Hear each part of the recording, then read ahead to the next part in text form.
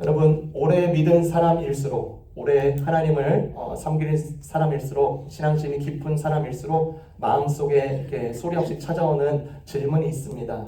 낮에는 눌러줬는데 밤에 있을 때 이렇게 스멀스멀 올라오는 경우가 있습니다. 이런 질문이죠. 하나님은 왜 아직도 나 같은 사람을 안 버리실까? 왜 하나님은 왜 나를 포기하지 않으실까? 내가 이만큼 넘어졌는데, 이만큼 실망시켜 드렸는데, 내가 정말로 악한 것을 몇 번이나 되풀이했는데 왜 아직도 나를 붙들고 계실까? 이런 질문이에요. 여러분, 에스겔 20장이 바로 이 질문에 답해주고 있습니다. 그런데 그 답이 우리의 예상과는 전혀 다른 답입니다. 우리가 듣고 싶어하는 답이 아니라 우리가 들어야 할 답을 알려주고 있습니다. 그래서 이 20장의 끝까지 가면 이 세상에서 가장 좋은 소식이 들려옵니다. 주전 591년 여름에 장로들, 리더십들이죠. 그 포로의 리더십들이 에스겔에게 찾아와서 물었습니다. 우리 앞날이 어떻게 됩니까? 우리 앞날이 어떻게 됩니까? 포로 생활 7년이 지났을 때예요. 우리 앞날이 어떻게 됩니까? 하나님은요, 대답 대신에 에스겔을 시켜서 이렇게 대답하라고 말을 합니다. 이스라엘의 역사를 처음부터 다시 테이프를 감듯이 리와인드 시키십니다. 그 얘기를 합니다. 그런데 그 역사 속에서 똑같은 한마디를 3번이나 반복해요. 20장을 보면. 그리고 그 반복되는 그 3번의 그 한마디에 우리가 집중하고자 합니다. 그 역사를 설명하면서 이집트에서 하나님이요 이스라엘을 택하십니다. 그리고 이스라엘의 우상을 버리라고 말씀하시죠. 근데 이스라엘은 버리지 않았습니다. 그래서 하나님은 진노하십니다. 그런데 그 진노를 멈추세요. 왜 멈추십니까?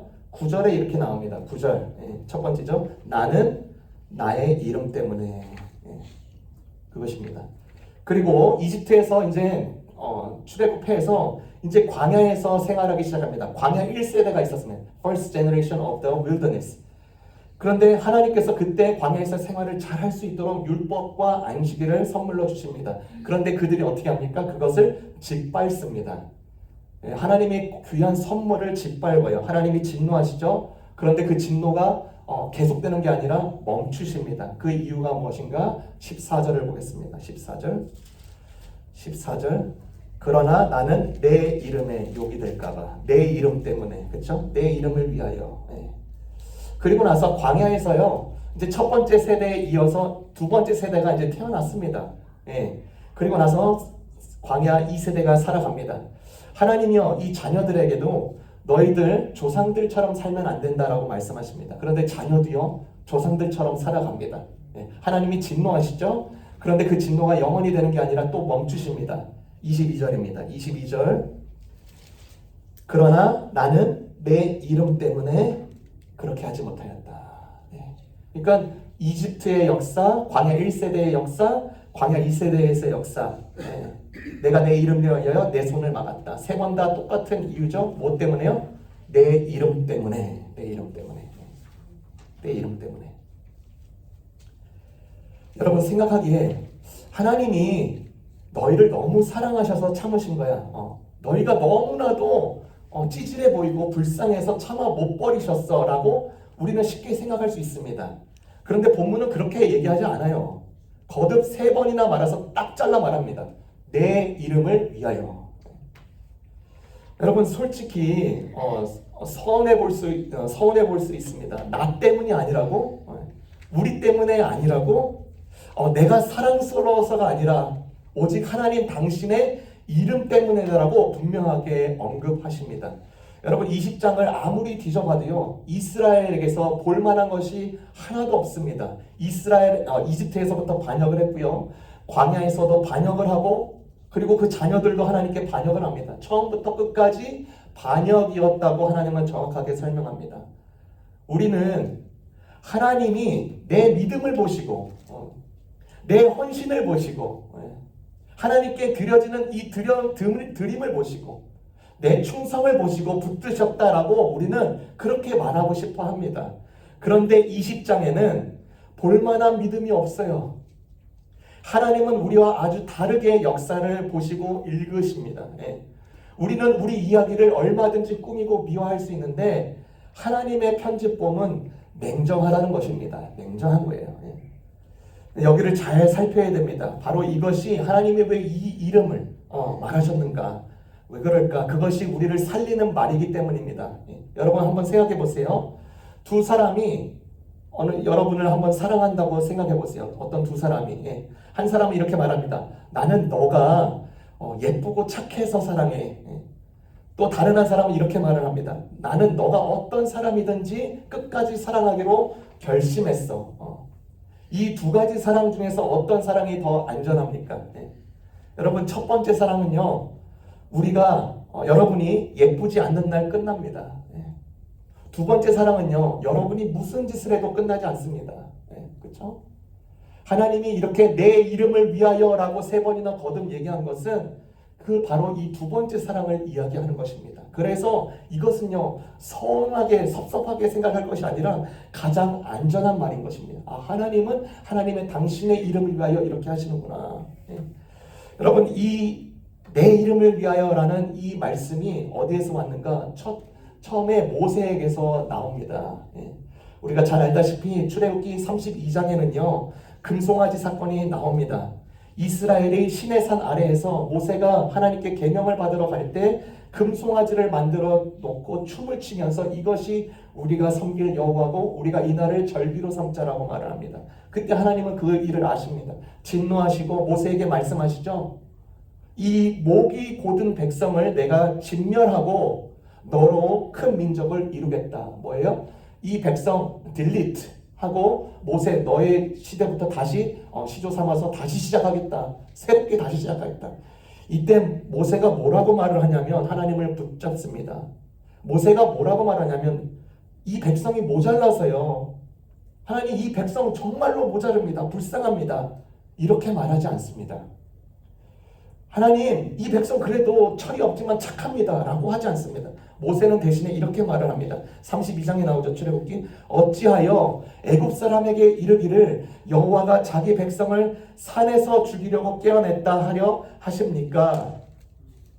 주의 이름을 생각하시고 뜻을 돌이키소서. 주의 이름을 생각하시고 뜻을 돌이키소서. 모세가 기도를 하는데 이 언급을 해요. 모세는 하나님의 사랑이 아니라 하나님의 이름에 호소를 합니다. 그리고 놀랍게도 하나님은요 그의 기도를 따라서 뜻을 돌이키십니다. 여러분 이 기도는 굉장히 담대한 기도입니다. 마치 하나님께 이렇게 기도하는 것 같아요. 하나님 여기서 이 백성을 죽이시면 다른 사람들이 하나님에 대해서 뭐라고 하시겠습니까? 하나님의 체면이 뭐가 되겠습니까?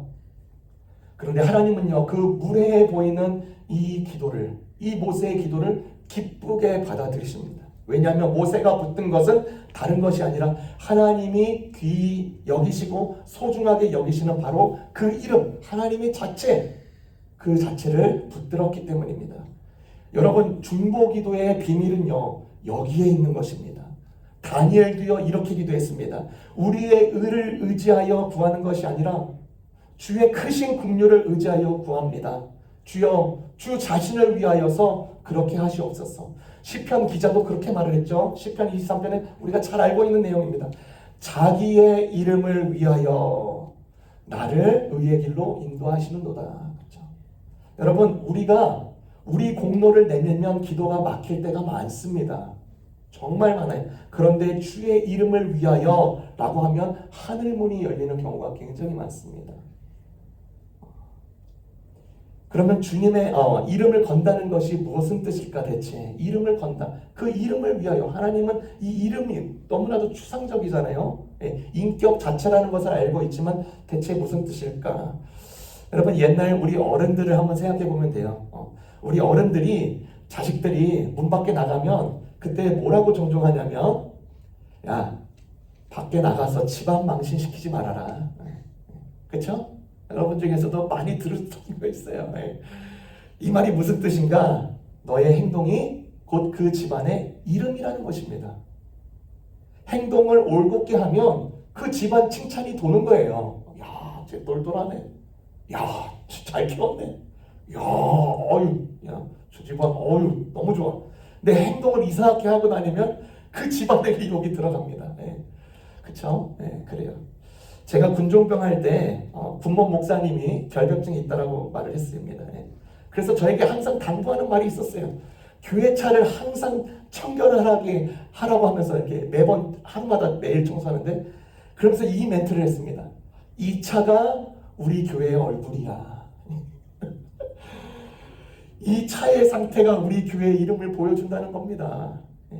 그러니까 누구는 자녀 행동이 우리 집안의 이름이고, 누구는 청결 상태가 우리 교회의 이름이라는 겁니다. 여러분, 밖에 나가서 집안 망신시키지 마라라는 말에 자녀가 그럴 때가 있는데 그렇지 못할 때 당연히 많습니다. 그래서 자녀가 밖에서 사고를 많이 치고 망나니 같은 짓을 할 때 그 집안에 오르락내락 그 이름이 막 들썩입니다. 그런다고 해서 그 부모가 그 자식을 버립니까? 아닙니다. 자식이 한심해 보이고 믿고 미워요. 집안의 그 이름 때문에라도 끝까지 책임집니다. 이름을 건 사이는요 함부로 끊어지지 않는 겁니다. 여러분, 하나님이요 당신의 이름을 이스라엘에게 거십니다. 우리에게, 여러분들에게, 교회에게 당신의 이름을 거셨습니다. 우리를 내 백성이라고 부르셨고 자기를 너희의 하나님이라고 부르셨습니다. 그리고 5절에 보니까 내가 손을 들어 맹세하여 라고 말을 합니다. 그러면 여러분이, 그리고 우리가 아무리 넘어져도 그 관계는 여러분의 어떠한 실패로도 끊어지지 않다는 것입니다. 왜요? 하나님이 자기의 이름을 거셨기 때문에. 유대인들이 전해오는 이야기가 있습니다. 장로들이요 에스겔에 와서 이렇게 따졌습니다. 에스겔이요, 주인이 그의 종을 팔면 그 종에 대한 권리를 잃는 거 아닙니까? 하나님이 우리를 결국 바벨론에 팔아 넘기셨으니 우리는 이제 하나님의 손에 벗어난 것 아니요, 이제 우리 방식대로 살겠소 라고 이 이야기를 에스겔이 듣습니다. 에스겔이 거기에 대답합니다. 그러면 하나만 묻겠소. 주인이 만약에 반드시 배 사겠다라고 조건으로 종을 팔았다면 그 주인의 권리를 영원히 잃어버린 것입니까? 배 사겠다고 조건으로 종을 팔겠다고 하면 그런 권리를 없앨 수 없다는 것이죠. 이스라엘은요 하나님의 손을 벗어난 것이 아니었습니다. 하나님은 반드시 배 사겠다라는 조건으로 잠시 파신 것입니다. 그래서 32절에 이렇게 말을 해요. 32절 뒤로 쭉 가세요. 32절 이렇게 말합니다. 20장 32절 너희가 스스로 이르기를 우리가 이방 사람 곧 여러 나라의 여러 백성처럼 나무와 돌을 섬기자 하지만 너희 마음에 품고 있는 생각대로는 절대로 되지 않을 것이다. 이들의 마음에 어떠한 품고 있는 마음이 있죠? 그렇죠? 어떤 우상을 섬긴다는 거예요. 오늘날로 말하면 꼭 신상을 섬긴다는 그 우상이 우상만이 아니라고 했습니다. 우리 내면에 있는 우상들이 얼마나 많은지 있어요. 그것이 너희 안에 그거 세우자, 그것대로 살자 라고 했는데 너희 마음에 품은 생각대로는 절대로 되지 않을 것이다. 이렇게 말합니다. 여러분, 이 말이 얼마나 무서운 은혜인지 아십니까? 너는 나를 떠날 수 없어. 너는 나를 떠날 수 없어. 너희 생각대로는 절대로 되지 않을 거야. 여러분이요, 우리가 하나님을 포기한다라도 하나님은 우리를 포기하지 않겠다는 얘기입니다. 우리에게는 하나님의 관할에서는 스스로를 지을 권리가 단 하나도 없다는 것입니다. 왜요? 당신의 이름을 거셨기 때문에. 당신의 이름을 거셨기 때문에. 여기에 살펴본 대로 이스라엘 백성들이 우리가 하나님께 팔린 바 대한 것, 우리 그런 처지니까 우리 그러면 진짜 자유를 향해서 나가볼 거야. 그쵸? 그러니까 진짜 자유를 너무나도 혼동합니다. 오늘날에도 마찬가지입니다. 그래, 이렇게 살아야지 진짜 자유지. 우리 식대로, 우리 방식대로 사는 게 진짜 자유지. 하나님의 방식? 또 다른 구속이잖아. 다른 사람처럼 고상하게 문화적으로 맞게 사는 게 뭐가 문제야. 당신이 우리를 바벨론에 팔아 넘기셨으니까 하나님 손아귀에서 벗어난 거 맞잖아. 우리 방식대로 살아야 돼. 포로된 이스라엘 백성들이 이렇게 말을 하고 있는데, 그의 심중에 그렇게 말을 하고 있는데, 오늘날의 우리와 주장과 너무나도 닮아 있습니다. 하나님은 우리의 진짜 자유를 박탈하시는 괴짜꾼이시구나, 그렇게 생각할 때 너무나도 많습니다. 아주 유명한 신학자죠. 존 스타트가 쓴 나는 왜 그리스도인인가, 이 책에 보면 그가 그리스도인이 된 까닭 6가지를 말해줍니다. 그중 한 가지가 여러분에게 나누고 싶어요. 그중 한 가지가 왜 자기가 그리스도인이 되었는가, 5번째 이유인데 그렇게 말을 합니다. 그리스도는 진정한 자유에 이르는 길이며 이것이 내가 그리스도인이 된 5번째 이유이다 라고 하면서 그렇게 이 비유를 쓰면서 이야기를 합니다. 그 비유를 여러분에게 알려드릴게요. 물고기는 물속에서 산소를 빨아들이게 되어 있습니다. 다른 어느 곳에서는 산소가 많더라도, 그쵸? 우리 일반 생활들 산소가 많잖아요, 이곳에. 다른 곳에서 산소가 많을지라도 다른 곳에서 산소를 얻는 게 아닙니다. 물고기는 물속에서 산소를 빨아들이게 되어 있습니다. 물고기 다움과 물고기의 정체성, 그리고 자유를 발견할 수 있는 요소 안에서만 자기 자신이 될 자유를 얻는 것입니다. 물로 인해서, 물이 얼마나 귀찮고 하찮아 보일 수 있지만, 물고기가 받는 한계라고 느낄 수 있지만, 그 한계가 있기에 동시에 자유가 있습니다. 물고기의 자유는 창조자가 부여한 한계 안에서 자기 자신이 되는 것입니다. 이렇게 말을 했어요.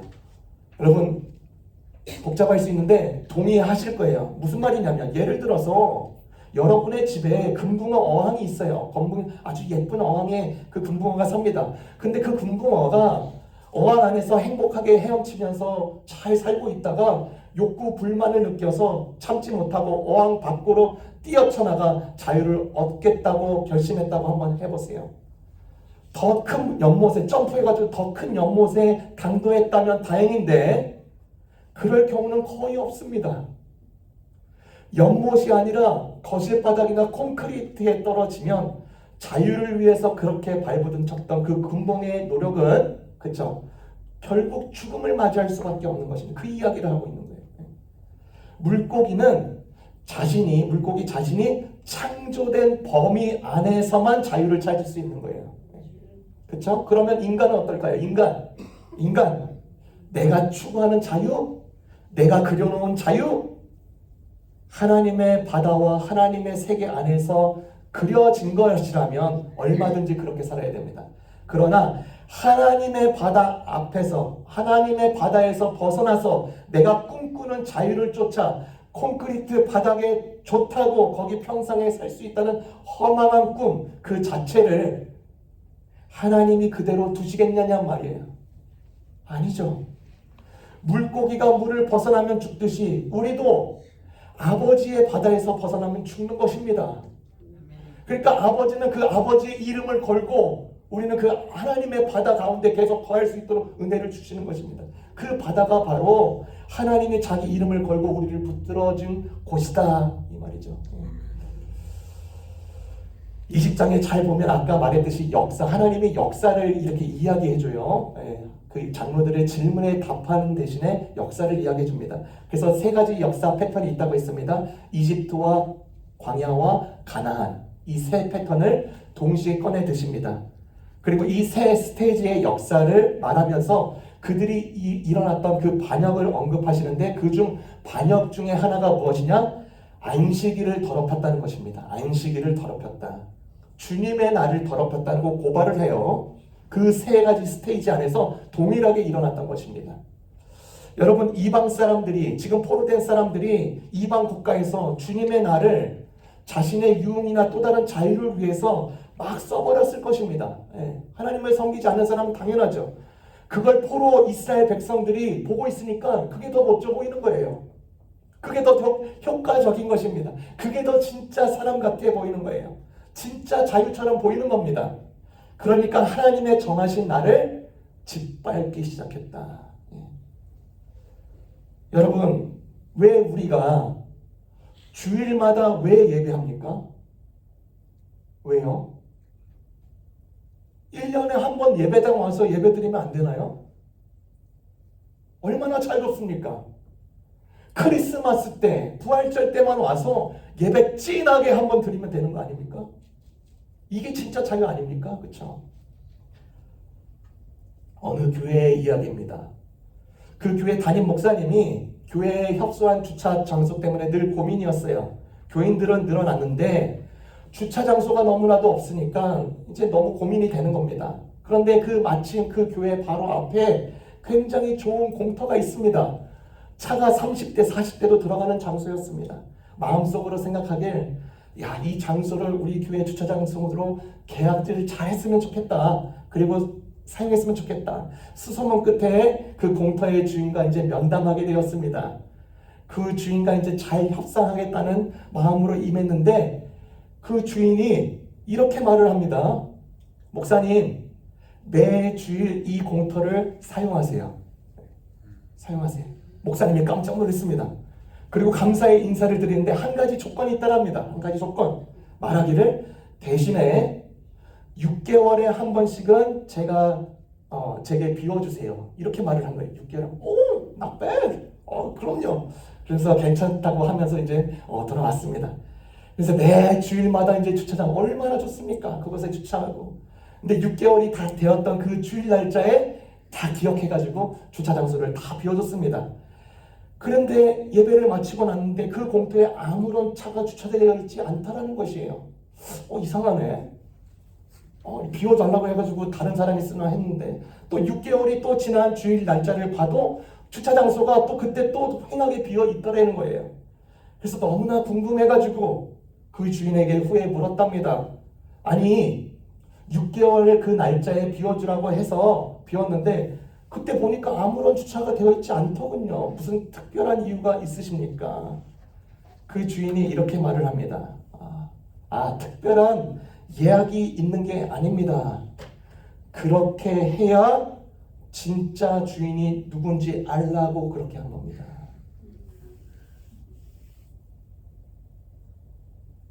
주인 의식을 모르면 매번 사용할 때마다 내가 주인이 되는 거예요.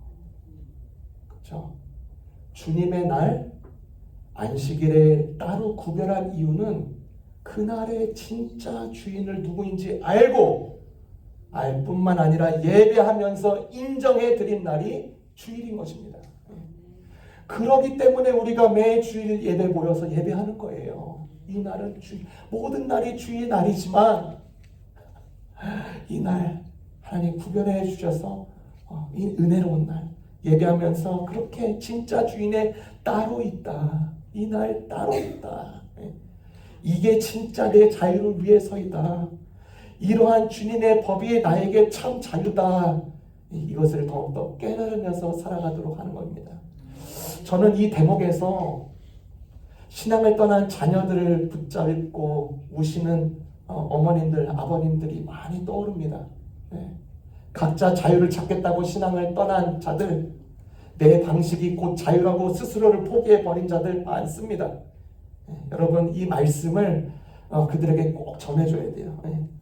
너가 하나님의 약속을 짓밟고 포기하더라도 하나님의 약속이 너를 절대로 포기하지 않을 거야. 하나님이 당신의 그 이름을 걸고 붙드신 사람은요, 자기 실패의 힘으로도 그 손을 절대로 뽑을 수 없습니다. 이것이 오늘 우리에게 알려주는 것입니다. 그리고 나서 이제 더 나아가겠습니다. 내 이름을 위하여라고 말을 하는데 이 내 이름을 위하여라는 곳에 두 가지 얼굴이 드러납니다. 두 가지 얼굴. 앞에 세 번을 우리가 봤던 9절, 14절, 22절에 내 이름을 위하여라고 하면서 진노가 범해지는 가운데 내 이름을 위하여 그 진노를 멈췄다. 그러니까 벌하지 않겠다라는 얼굴이 나와요. 손을 거두는 것입니다. 열국이 비웃을까봐 차마 멸하지 못하시는 것이죠. 소극적인 모습입니다. 벌을 멈추는 것, 소극적인 모습이에요. 그런데 44절로 가면 똑같은 말인데 다른 얼굴을 보여줍니다. 44절 제가 있습니다. 이스라엘 족속아, 내가 이렇게 너희의 악한 길과 타락한 행실에 따라 그대로 너희에게 갚았어야 했지만 내 이름에 욕이 될까봐 그렇게 하지 못하였으니 그때야 비로소 너희는 내가 주인 줄 알게 될 것이다. 나 주 하나님의 말이다. 여기서 내 이름은 벌하지 않으심이 아니라 회복시키심입니다. 너희가 나를 더 알게 될 것이다. 참으심이 아니라 영광을 드러내는 거예요. 옛날에는 그 당신의 이름을 지키시려고 손을 거두시면서 참으셨는데 이제는 이름을 위하여 손을 내미시는 것입니다. 뭐를 위해서? 회복을 위해서. 그런데 여기에서 한 가지 문제가 납니다. 문제가 있어요. 만약에 죄가 있다면 죄는 죄대로 갚아야 공의로운 하나님이 되십니다. 그런데 그 백성을 회복시키신다면 자비로운 하나님이 되는 것입니다. 그러면 이 공의라는 것과 자비를 이 둘을 어떻게 동시에 만족시킬 수 있을까? 벌한다고 한다면 자비가 깨지는 것 같고 용서한다고 하면은 공의가 깨지는 자리. 여러분 물과 불을 생각해 보세요. 물과 불을 어떻게 한 손에 쥘 수 있겠습니까? 그렇죠? 부딪히잖아요. 근데 이 문제가 풀린 자리가 어디예요? 우주적으로 일어난 곳 딱 한 곳이 있습니다. 어디예요? 십자가입니다. 십자가에서 하나님은 죄 그대로 다루셨습니다. 한 방울도 봐주지 않으셨습니다. 그런데 그 형벌을 우리의 이름이 아니라 우리가 아니라 자기 아들이 이 십자가를 지게 하십니다. 그래서 공의도 지키고 자비도 지키는 겁니다. 십자가는 하나님이 자기의 이름을 걸고 서명하신 자리예요.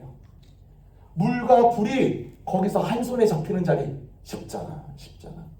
여러분 장인을 한번 생각해 보세요. 참된 장인은요, 자기가 만든 작품에 자기 이름을 반드시 새겨놓습니다. 자기 이름 써요. 옆집 이름 싸는 거 아닙니다. 서명을 한다는 것은 이것은 내 작품이다. 내 이름을 걸겠다라는 뜻입니다. 그리고 그 이름을 새기는 순간에 이 작품을 함부로 대할 수도 없고 다른 사람도 함부로 대할 수 없는 것입니다. 자기 이름이 거기 붙어 있으니까. 저희가 지난주에 어른 성경학교 하면서 저희가 본향이라는 주제로 우리가 본향 여권을 만들었습니다. 여권. 거기에 자기 이름을 적는 난이 있어요. 자기 이름. 그렇죠? 제가 보니까 모든 사람들이 이제 만드는 거 봤는데 공통점이 하나 있더라고요. 각 여권에 자기의 여권에 다른 사람의 이름을 넣지 않다는 것이에요. 각 자기의 여권에 자기 이름을 쓰는 겁니다. 여러분 자기 여권에 다른 사람 이름 쓰는 사람, 어리석은 사람 없습니다. 하나님도요 우리에게 그렇게 하신 것입니다. 십자가에서 우리의 인생 가운데 하나님의 이름, 자기의 이름을 새기는 거예요. 옆집 아줌마, 옆집 아저씨 이름 새기는 거 아닙니다. 아들의 피로 새기는 겁니다. 그러니까 우리는 하나님이 함부로 버릴 수 없는 서명된 작품이다. 에베소서 2장에 나오잖아요. 그렇죠? 너희는 하나님의 작품이다. 아무리 흠집이 많고 아무리 미완성이어도 그 위에는 아버지의 서명이 있다. 에스겔 20장 후반절에서 하나님은 이 회복을 제2의 출애굽이다라고 설명을 해주십니다. 첫 번째 이집트에서 탈출했던 것, 그 옛 출애굽에서 이제 이스라엘을 이집트에서 건졌듯이 이제 포로 바벨론에서 제2의 출애굽처럼 건지겠다고 약속해 주십니다. 근데 이 건짐은 멸망이 아니라 수술인 것입니다. 수술을 통해서 이 일을 하시는 거예요. 의사가요, 한번 생각해 보세요. 의사가 환자에게 이제 설명을 많이 하죠. 이제 환자의 수술을 앞두고 있습니다. 환자의 수술을 두고 이제 설명하면서 이 환자가 이제 수술 후에 좋은 점을 자꾸 얘기합니다. 좋은 점, 이 수술 후에 좋은 점이 이렇게 날 것입니다. 좋은 점을 자꾸 얘기한다면 그것은 그 수술이 반드시 성공한다는 뜻이에요. 그렇죠? 하나님이요 이스라엘 백성들 볼 때 한탄하시고 옛 과거의 실패를 계속해서 거듭 얘기하시지만 끝내 계속 회복을 이토록 계속해서 반복하시고 너희가 그때야 나인 줄 아니라 너희가 그때야 나인 줄 아니라 그렇게 하면서 자세히 회복을 약속하신다는 것은 이 수술이 반드시 성공한다는 확신을 심어주는 겁니다. 그리고 마지막 질문이에요. 이 이름이 대체 구체적으로 그러면 또 무엇을 말하는가? 20장을 보면 후렴처럼 반복되는 한마디가 있습니다. 12절, 20절, 26절, 38절, 42절, 44절 다 찾아보지 않겠습니다. 거기에 보면 항상 마지막 어구에 너희가 나를 여호와인 줄 알리라. 이 장 전체가 그렇게 계속 매듭되어 있습니다. 여호와를 알리라. 그제야 너희가 여호와인 줄 알리라. 안다는 말이 굉장히 중요합니다. 히브리어로 야다라고 하는데 이 말은 그냥 정보를 얻겠다라는 말이 아니라 부부 사이가 부부를 서로 깊이 아는 것처럼 아주 깊은 관계된 알미입니다. 마치 맹인처럼 살았다가 눈이 확 띄어져서 이제 완전히 새로운 차원으로 아는 것, 그런 알을 말합니다. 그러니까 나를 여호와인 줄 아니라라는 말은 나와 깊은 관계를 더 맺게 되리라 이 뜻입니다. 여러분, 여호와라는 이름, 이것이 좀 약간 너무 이렇게 무겁지 않습니까? 그렇죠? 여호와, 그렇죠? 이 여호와라는 이름도요, 옛날 때는 함부로 부르지 못했습니다. 그래서 야훼 이렇게 부르기도 합니다. 그러면 이렇게 바꿔볼 필요가 있어요. 아버지. 여호와는 관계의 이름입니다. 언약의 이름이에요. 그런데 신약 성경에서는 여호와라는 이 단어와 이름이 등장하지 않습니다. 왜요? 예수님이 그 여호와 이름을 아버지로 바꿔서 가르쳐 주신 거예요. 너희가 말하는 여호와 아버지시다. 깊은 관계를 맺으라고 하는 것입니다. 아버지라는 말함은 이 관계를 떠나서는 부를 수 없는 이름. 좀 더 쉽게 그렇게 알려준 것입니다. 그래서 20장 그 후렴을 계속 반복해서 너희가 나를 여호와인 줄 아니라, 너희가 나를 여호와인 줄 알리라. 이 말을 바꿔서 이렇게 하는 거죠. 너희가 나를 아버지인 줄 알아보리라. 알아보게 되리라. 너희가 나를 아버지인 줄 알아보게 되리라. 2장 전체가요, 집 나간 자녀에게 언젠가 반드시 나를 참된 아버지로 알아보게 되리라 외치는 아버지의 목소리고요, 아버지의 절규였음을 우리가 알게 되는 것이죠. 여러분, 설교 처음에 질문으로 한번 되돌아봅시다. 하나님은 왜 나 같은 사람을 안 버리실까? 하나님은 왜 나 같은 사람을 안 버리실까? 답은 이거죠. 여러분의 이름값 때문에가 아닙니다. 하나님의 이름값 때문에 그렇게 하시는 것입니다. 생각해 보세요. 만약 하나님이 너가 사랑스러우니까 참은 거야 라고 했다면 여러분이 사랑스럽지 않은 날 그분의 손을 놓으실 거예요. 만약에 너가 믿음이 좋으니까 붙드셨다면 그러면 우리의 믿음이 흔들리는 날 그분의 붙들기로도 멈추실 것입니다. 내 이름값에 걸린 구원은요, 내가 무너지는 날 다 함께 무너지는 것입니다. 그러나 하나님은 당신의 이름을 위하여 붙드신다고 약속하십니다. 아버지 되심을 위하여 붙드시는 거예요. 그러니까 여러분이 혹여나 흔들리고 무너지고 크러쉬되고 무너져도 하나님은 당신의 손을 절대로 놓지 않겠다는 거예요. 당신의 이름을 위하여. 여러분의 이름값이 아니라, 나의 이름값이 아니라, 우리 교회의 이름값이 아니라 아버지의 이름값에 걸린 구원이기 때문에. 그래서 어느 한 신학자가 이렇게 말했습니다. 만약에 세상의 구원이 교회의 순결과 열심에 달려 있었다면 세상은 벌써 절망이었을 것이다. 그러나 세상의 소망은 교회의 충성이 아니라 하나님의 지칠 줄 모르는 사랑에 걸려 있기 때문에 소망이 있다라고 분명하게 말을 했습니다. 여러분의 소망도 마찬가지입니다. 여러분의 신실하심이 아니라 하나님 아버지의 충성과 열심과 신실하심에 걸려 있는 것입니다.